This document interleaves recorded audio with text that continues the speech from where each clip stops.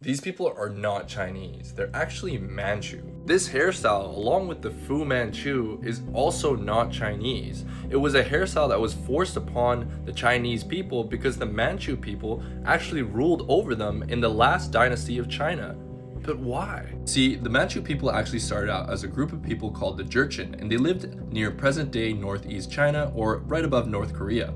They were completely different from Chinese people. They had their own religion, they had their own language, they had their own writing system, and they were more culturally aligned with Mongolians. They were horseback riders and skilled archers. So how did the Jurchens end up ruling over China? Well, they were actually fragmented into many different tribes, and they were essentially serving tribute to the Ming Dynasty or China at the time.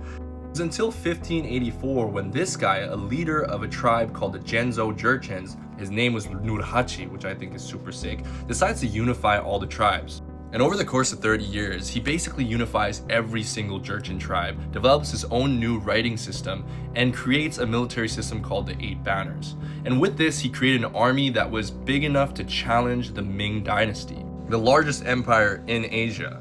And that's when he dropped the 7 grievances. This is an official document released by Nurhaci that's saying, hey, you, my dad, you, my grandpa, like, this is why we're gonna take over you.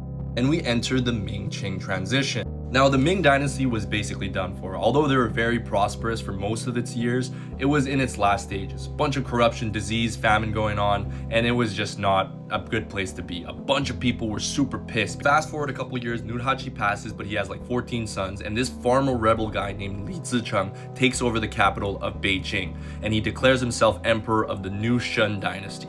This military leader named Wu Sangui of the Ming Dynasty was like, hell nah, and asked the Jurchen, specifically Dorgon, who was, I think, the 10th son of Nurhaci, for help. They completely obliterate the farmer rebels, and Dorgon says, hey, we're gonna keep this for the Jurchens. Hongtaiji, which was Nurhaci's 8th son, declares himself emperor and declares the Qing dynasty, changes the Jurchen name to Manchus because the Jurchens were known as the servants of the Chinese. Then forced all Chinese people to adopt the Manchu hairstyle, and that's where we got this hairstyle. And the Qing dynasty lasted till 1912. And this is why Western propaganda from the 1800s and early 1900s show Chinese people with this goofy-ass hair. Nowadays, there's roughly around 10 million Manchu people that live in China, but there's only 20 native Manchu speakers. Pretty crazy.